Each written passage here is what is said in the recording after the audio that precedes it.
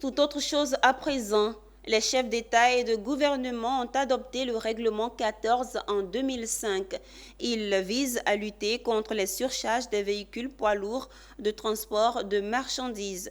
L'application intégrale du règlement 14 dans tous les pays membres de l'UEMOA a pour but de préserver les infrastructures routières et de contribuer à la durabilité des investissements réalisés dans les routes. Ce week-end, en Côte d'Ivoire, le Haut Conseil du transport routier était en sensibilisation sur le respect du règlement 14, déjà entré en vigueur. Pierre Tebeu et Marie Sisiri. Face aux transporteurs, dans cette gare internationale du Mali située dans la zone portuaire Abidjan-Vridi, il était question pour le directeur général du Haut Conseil du patronat des entreprises de transporteurs routiers de Côte d'Ivoire de sensibiliser transporteurs et automobilistes sur la nouvelle réglementation du transport routier dans l'espace UEMOA.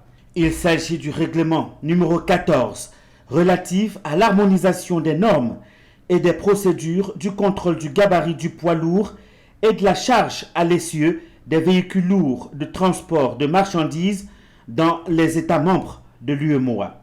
Un règlement qui permet de sauver les infrastructures routières dans cet espace communautaire. Alors cette décision qui va donc s'appliquer à l'ensemble des opérateurs du secteur du transport, que ce soit les conducteurs, que ce soit les transporteurs, mais aussi et surtout à l'ensemble des industriels qui disposent du fret, c'est-à-dire de la marchandise qui charge les camions des transporteurs.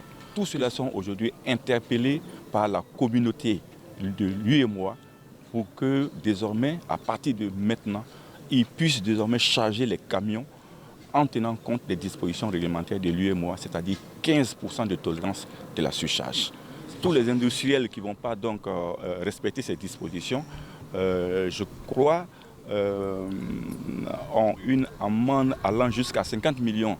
Pour les premiers responsables du secteur, le phénomène de surcharge présente plusieurs effets néfastes sur le développement du pays. Aujourd'hui, si lui et moi-même s'engagent de notre côté pour pouvoir suspendre le surcharge, nous, c'est une fierté pour nous.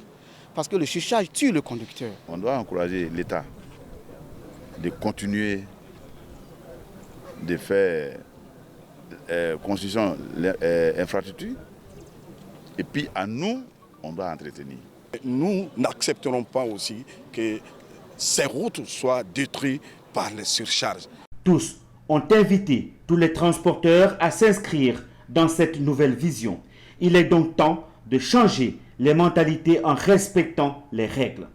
Pour l'instant, la tolérance n'est plus que de 15%. La sensibilisation va se poursuivre à l'intérieur du pays.